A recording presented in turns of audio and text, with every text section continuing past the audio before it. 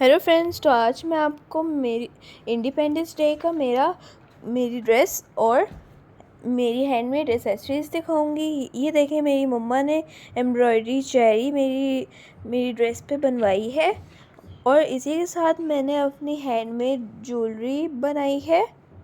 اگر آپ اس طرح کی چاہتے ہیں تو آپ اپنا کلر بتا کے کسٹمائز کروا سکتے ہیں۔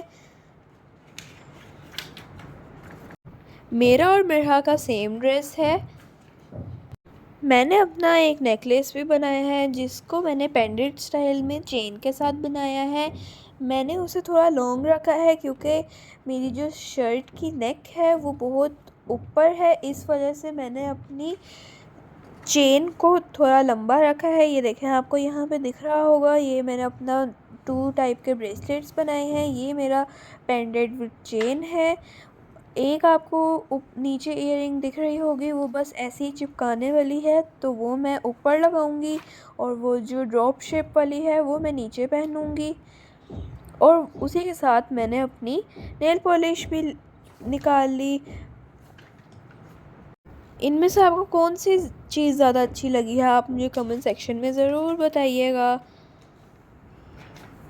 Thanks for watching, bye bye.